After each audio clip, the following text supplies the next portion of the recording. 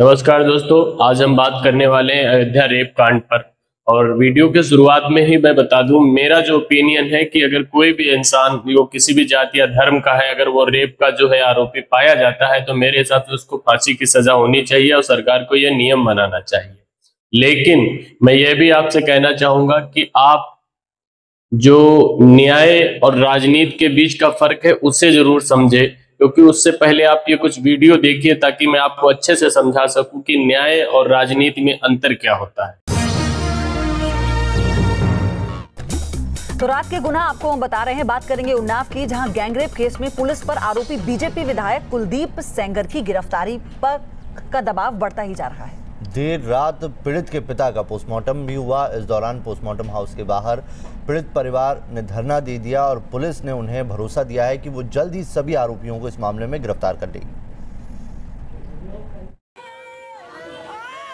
Unnao gangrape case में जमकर सियासत भी हो। आईआईटी बीएचयू गैंगरेप केस में 3 आरोपियों को गिरफ्तार किया जा चुका है। तीनों भारतीय जनता पार्टी से जुड़े थे और इनमें से एक तो चुनाव लड़ने की तैयारी भी कर रहा था। पुलिस ने उनसे पूछताछ की और वीडियोस आप देखकर समझ गए होंगे। एक जो उन्नाव का बहुत पुराना केस है 2018 का, और ये बीएचयू वाली घटना ये अभी ताजा ही घटना है। और इसमें एक चीज आपको देखने को मिलती है, क्योंकि 2018 वाले कांड में जो विधायक थे वो बीजेपी के थे, तो उसमें यहाँ तक कि विक्टिम के जो फादर हैं और तमाम लोग जो उसमें गवाह थे उनकी हत्या तक हुई थी।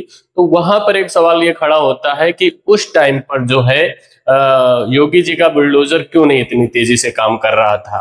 और ये जो बीएचयू वाली घटना ये अभी 5-6 महीने पहले ही है। इसमें भी देखिए 2-3 बढ़िया बड़े चैनल हैं जो बता रहे हैं कि इसमें जो लड़के इन्वॉल्व हैं वो बीजेपी के नेता हैं या बीजेपी के नेताओं के साथ संपर्क में है, जैसा इस केस में है कि उन्हें भी माना जा रहा है कि वो समाजवादी तमाम अवधेश प्रसाद के साथ फोटो दिखाई जा रही है।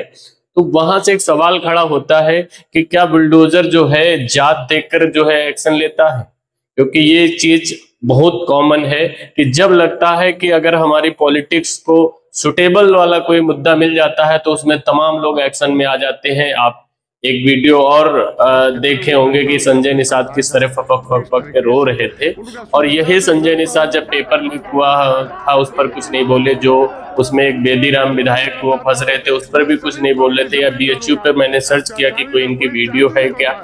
यहाँ पर एक चीज खड़ी होती है कि क्या आप न्याय के बहाने राजनीति कर रहे हैं, क्योंकि इस बार जो मुद्दा आपको मिला है आप उसको हमेशा पसंद करते हैं क्योंकि हिंदू मुस्लिम आपकी पॉलिटिक्स है।